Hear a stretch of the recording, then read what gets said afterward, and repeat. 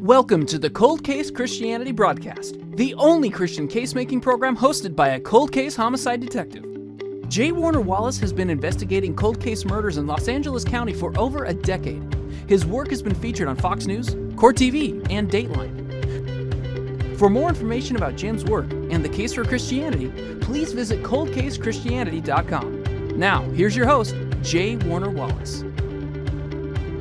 Well, thanks again for joining us at Cold Case Christianity. I'm J. Warner Wallace. Today, we are going to look at some Q&A that we did at a recent Fearless Faith conference. Now, I've shown little snippets of Q&A over the last and several prior shows here, where we've taken little pieces from different events we did.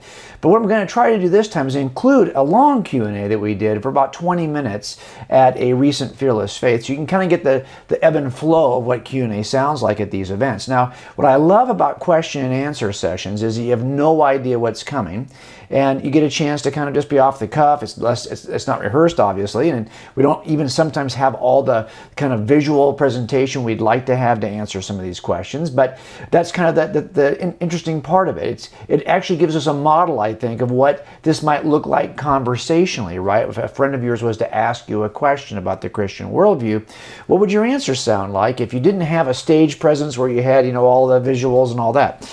Now, what you'll see here, there are three of us, myself, Frank Turek, and Mike Adams. We do these Fearless Faith conferences. You'll hear kind of an answer from all three of us. And that's also interesting because you get a different sense of personality in the way that each of us responds to the question. And that is, I think, an interesting comparison when you see that we all are shaped differently by God. We all have different gifts. We all have different personalities.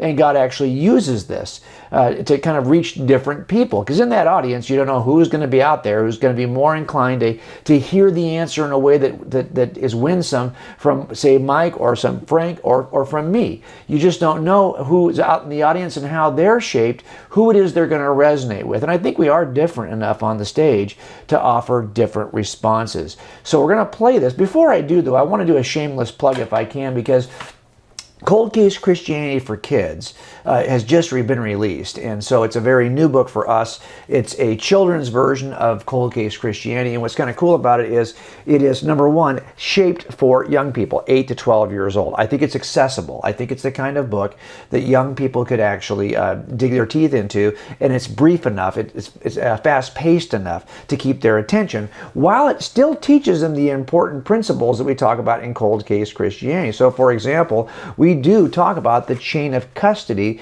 that you often hear me talk about either in my presentations or here on the TV show. All the principles that are in the book, chapter by chapter, are in the children's book as well. So if you've got young people in your life, and you know that typically this kind of doubt that usually occurs in the minds of young people starts to occur right around junior high. Well, there's a way to kind of inoculate young people to get them ready before they even have the questions to kind of answer them. And that's what we're trying to do with children's books. My wife, Susie, and I wrote this book together. I hope it's of value to you. Now let's jump right in to the Q&A from Fearless Faith, where we're going to answer several key questions that hopefully maybe have been running around in your mind as well. And now you get a chance to hear the response from Frank Turek, Mike Adams, and myself at Fearless Faith.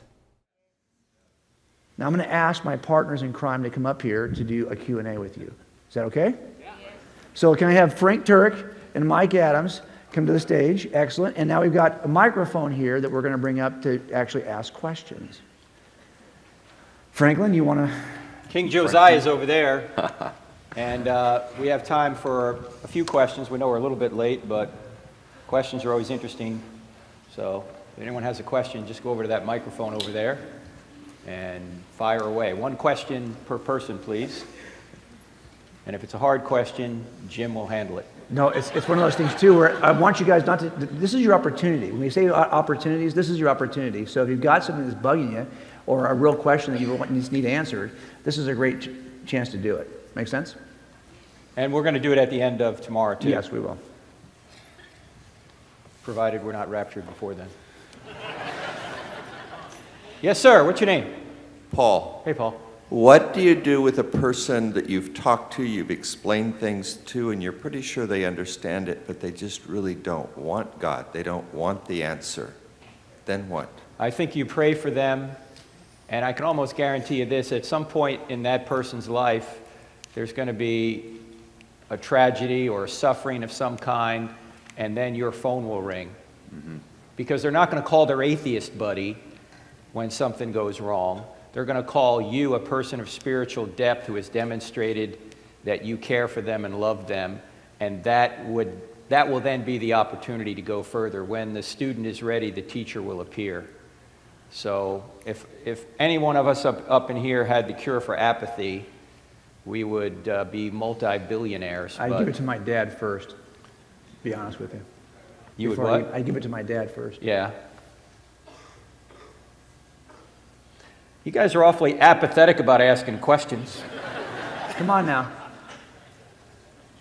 I'll tell you what, if you just want to ask it from your seat, raise your hand, scream it out, I'll repeat it, go. Yeah, I've heard it described as far as the way things are going, the way our culture's changing, and the way that you had described it to one of the universities, almost like the difference between Greece and Rome, where before it was the preparation to be able to interact with, thoughtful, intellectual engagement with the Greeks.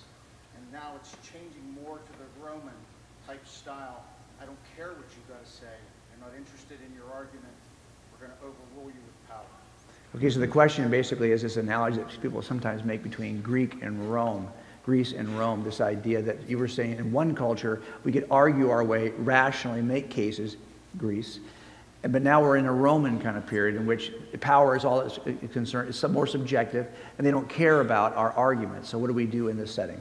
Well, I think you're describing postmodernism, right? Yeah, I mean, the idea that there really is no objective truth, but it's simply a function of a power struggle. So it's our job not to have debates, but to take sides in debates and empower people who aren't empowered. That has been the dominant philosophy on the college campus for about 30 years right now. And it's why you see people just rallying behind this very small segment of the population over the HB2 controversy and transgendered bathrooms out in North Carolina. You wonder, how could people be so concerned about such a small segment of the population? Well, if it is in fact a part of their worldview, that truth is determined not in objective terms, but it's simply a function of a power struggle. It is our obligation to defend people and to empower people. It's not a matter of principle, it's a matter of power struggle, of politics. I think that really answers the question. I mean, I think very clearly it suggests that that's the era we're in. The question is, what do we do? We're in that era now. Well, so what's the strategy? I think one of the things we have to do, regardless of whether or not you think it's fruitful or there's any hope in getting involved culturally, that's irrelevant. As Christians, we're supposed to do what's right and leave the results to God. It can be completely hopeless. That doesn't matter. You're supposed to do what's right and leave the results to God. The journey is the destination, meaning that as you're going through difficulty, as you're trying to be more like Christ, even if you don't accomplish what you're trying to accomplish politically or culturally or whatever you're trying to accomplish, you become more like Christ and demonstrate that to others just by living, just by doing what you're supposed to do. So never give up. I'm reminded, I don't know if this is apocryphal or not, but Churchill apparently went to his alma mater after the war, after they had kicked him out of being prime minister. He saves civilization and they kick him out as prime minister. And at his alma mater, there's the commencement address, and they're all waiting for him to do the address. And he shows up, they're waiting for his address, and he walks up and he basically says, never, never, never, never give up. And he walks off. Do you think they would remember that commencement address? Well, that's really what we're supposed to do. Occupy till I come, said Jesus. So you just do what's right and leave the results to God. And it's also often fruitful to argue publicly with people like that, knowing that you're not going to change their heart because of the witness that you supply to other people. All right, we got people at the microphone. Oh, now. awesome. Brave souls. Sir, what's your name? Anthony. Hey, Anthony. Hi. In New Jersey, we say, hey, Anthony. So I have some friends that are atheists, and they say that everything has a beginning. So if God created the universe, who created God? And I don't know how to respond to that. Well, there has to be some uncreated creator, because you can't go on an infinite regress of causes. There has to be something uncaused. For centuries, atheists believed the universe was eternal. They had no trouble believing in an eternal universe. Now suddenly we realize the universe is not eternal. It had a beginning, and they're having trouble believing in an eternal God. Why can they believe in an eternal universe, but we can't believe in an eternal God? As we'll see tomorrow, space, matter, and time had a beginning out of nothing. If that's the case, whatever created space, matter, and time can't be made of space, matter, and time. In other words, it must be spaceless, timeless, and immaterial. Now, if you're timeless, do you have a beginning? No, God is the uncaused first cause. He's the unmoved mover, as Aristotle would say. But here's what I also want, just tactically as you're working with this, remember that everyone, regardless of worldview, believes in something that caused the universe that is itself uncaused. They also believed in an uncaused first cause. They might think it's the multiverse or the multiverse generator, but that thing they're describing has no cause. So we're all in the same boat. The only question is, of our two descriptions of the uncaused first cause, which one is more reasonable? Because your multiverse generator can't get you things like consciousness, moral law, the things that we see in our universe. For uncaused personal being, though, could get those things for you. So it's really about which of these uncaused first causes is more reasonable. Yes, sir. What's your name? I'm John. Hey, John. I want to ask if, it seems to me that there's more than 3 reasons to lie. So, give me a fourth reason. Such as to divert suspicion away from a friend. Okay, so why do you want to divert the suspicion? What did he do you want to divert? Again, go to the root. It's going to be one of those 3 causes. See what I mean? So I get this challenge a lot. I simply usually ask, hey, give me the 4th one. What's the 4th one? Well, what if you're just crazy? Well, if you're criminally insane, I can't prosecute you. I am talking about the causes for which I can prosecute you. So there's only 3. Well, maybe he just wanted to keep a secret about what? About one of those 3. In the end, it's all back to one of those 3. Make sense? Yeah. Honestly, I don't know how the friend, though, does connect to one of the 3. Because you're not sexually connected to them. You're not connected to them in a financial way. So why do you want to help them?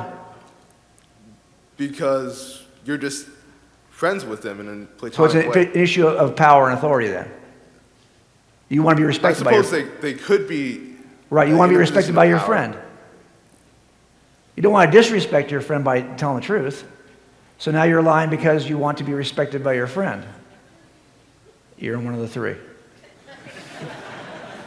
I guess that's a good enough explanation.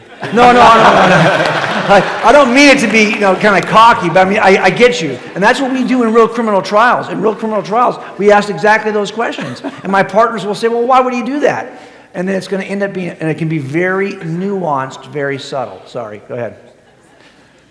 Yes, sir. What's your name? Hi, I'm Gabriel. Hey, Gabriel. Regarding the chain of custody, how do we know that the documents along the way haven't been altered, or that we can rely on the documents? Okay, great. So that's a great question. So the question I think he's asking is, okay, you have these documents in a chain of custody, but isn't it possible that each one of those documents would be altered? First of all, when someone says, isn't it possible that, what's your response? Yes, of course it's possible, because anything and everything is possible. The question is it reasonable?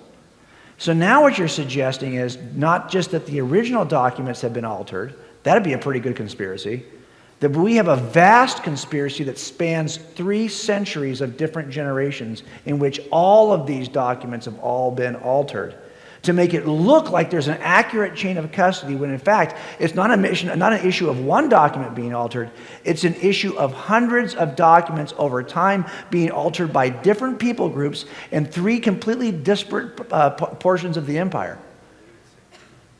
It's possible, absolutely. It's just not reasonable. Make sense? Because it involves now tomorrow we're going to talk about conspiracy theory. So we'll really get to the chase on this. And you'll see why I'm not going to give it away. Talk about it tomorrow. Got to come back. Yes, sir. What's your name? Sam. Hey, Sam.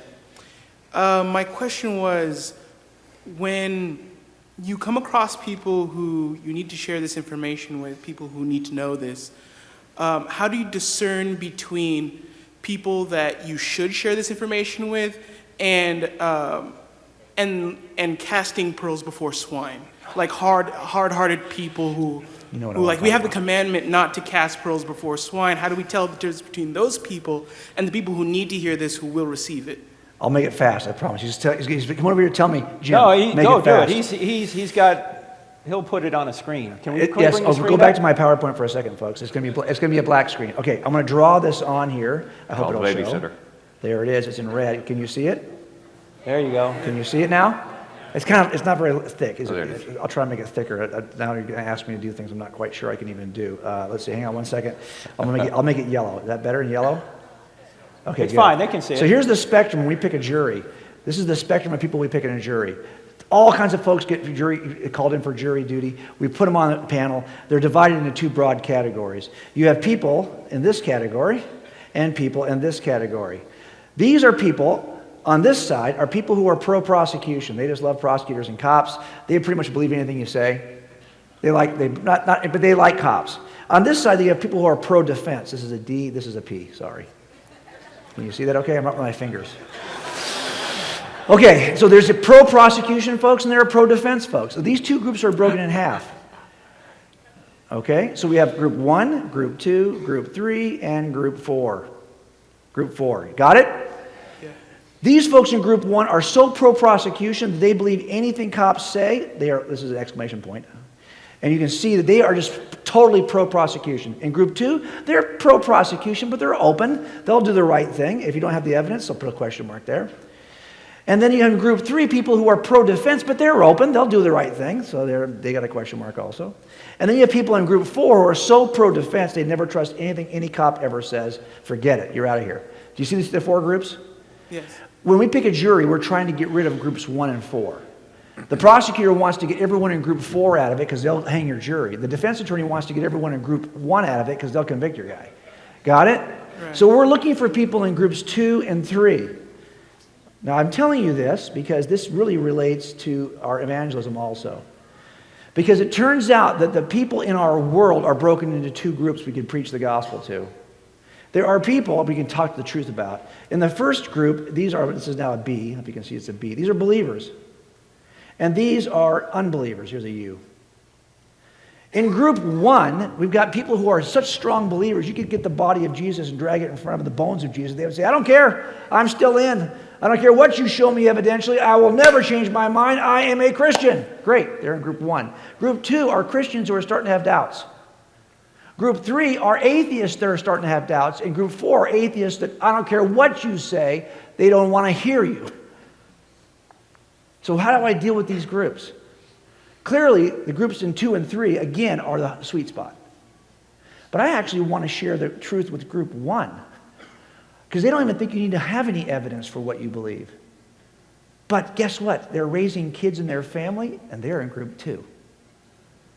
And you need to be ready to help the people in group 2 that are in your family. You might think, well, I don't need that. They need it. And they don't even want our books. You can buy our books. I hope you do buy our books. We'll be happy to sign our books. But guess what? You can't give our books to your kids. They're not going to read them. They don't want to hear from us. The first apologist your kids want to hear from is you. We don't need another $1 million apologist. We need $1 million $1 apologists. Got it? So you need to be doing that if you're in group 1. But of course I'm interested in group 2 and 3. Group 4 is where my dad is. And that's where I was for 35 years. So what do you do with folks in group 4? Well, you do the same thing that Frank talked about already. This is the group you pray for and you model Christ to.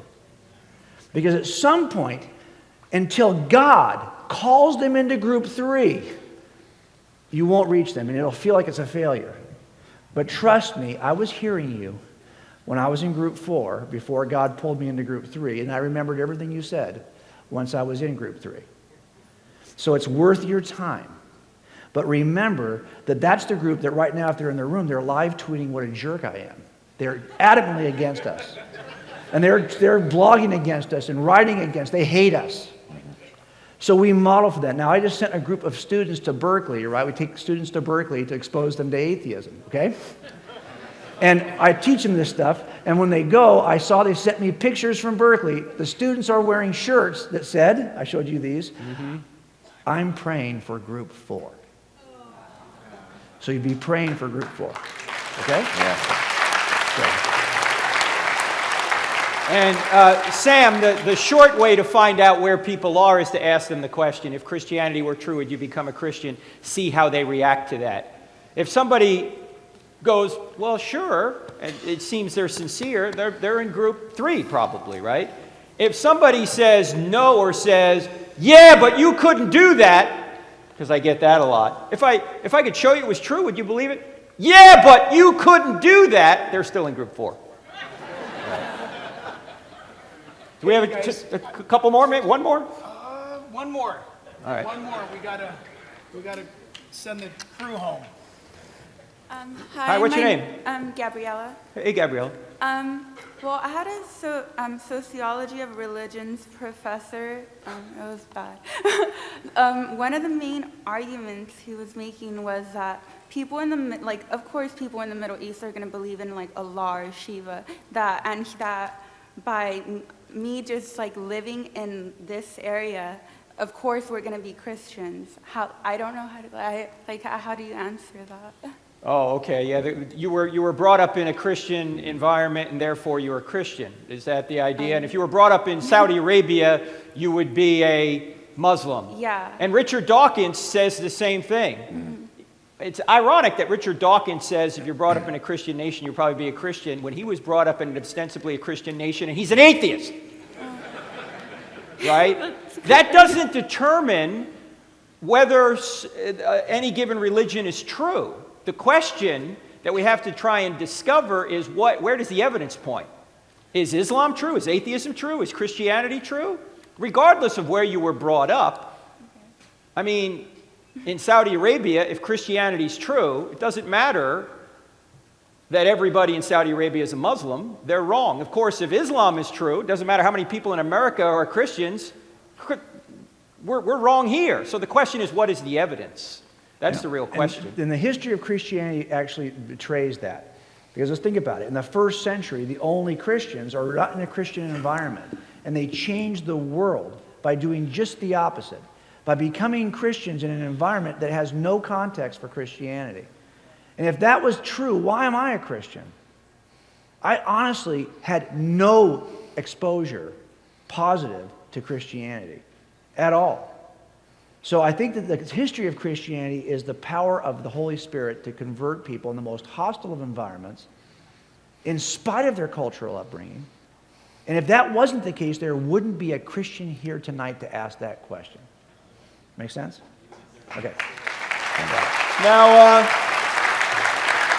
tomorrow, we're going to get started sharp at 9 a.m. We're going to start right at 9. And I know we haven't had enough kiosks out there for some of the books. I know you guys are standing in line too long. We apologize for that. We'll have more kiosks tomorrow, so come back tomorrow. And I think Pastor Jack is going to close us out. Where does Pastor Jack go? He's over it. He's gone. He's gone. He's standing in line trying to get material. Probably. All right, why don't we just close it out then? Heavenly Father, we're so blessed to be here at Calvary Chapel Chino Hills. We thank you for the strong leadership of Pastor Jack and the entire team, Morgan and others. And we thank you for these fine people that have come out and given their time tonight. And we pray that they would come back tomorrow and we'd all become better ambassadors, better disciples, because you have provided evidence that you did come to earth, you did die after you lived a perfect life, and by trusting in you, we could be reconnected to you, and we could enjoy you forever. I pray for safety tonight and safety tomorrow as people come back in Christ's name. Amen. Good night. Good night. See you back there. In addition to Jim's daily blog and weekly podcasts and videos, Jim continues to write books designed to help you become a better Christian case manager.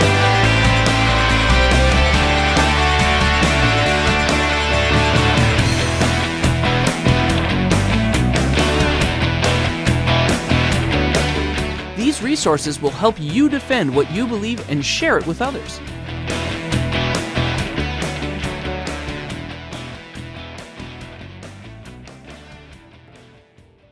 I did 26 years working casework, and the better half of that in the end was working cold cases.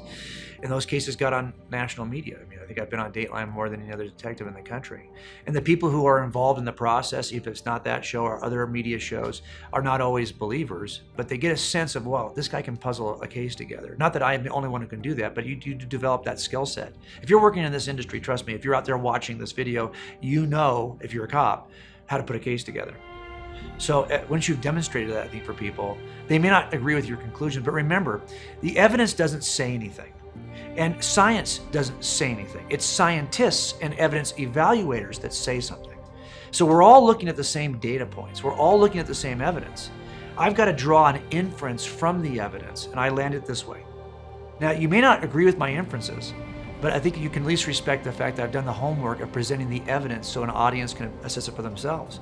So that's why I think I have supporters who don't agree with my inferences, but they respect the process. And that's one of the things I try to do uniquely in God's Crime Scene. I'm trying to give the readers not just here are the facts, but here are how detectives assemble facts to develop a case. Here are the processes, the rules that we obey, how we put a cumulative case together. You know, how do we make cases? That's what I want you to come away with also, not just here are the facts, because you can get that out of any book. I want this to be unique in the sense that this is a book that not only gives you the data, but it instructs you on how to build a case, how to put the data together.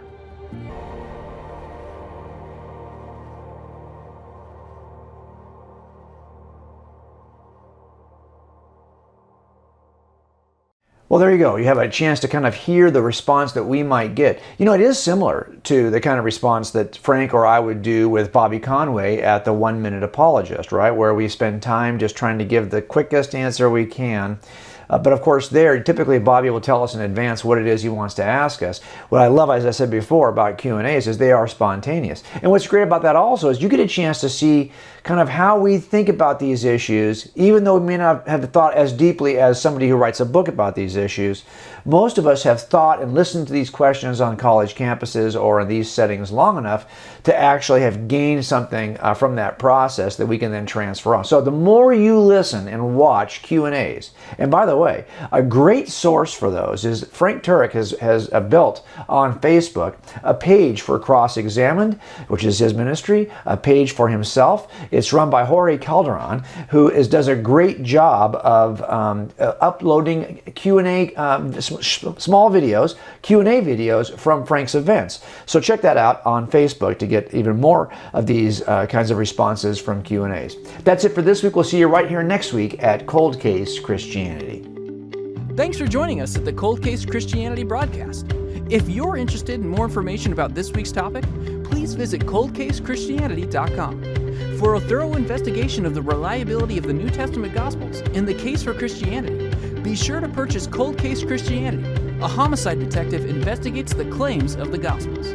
It's available wherever books are sold.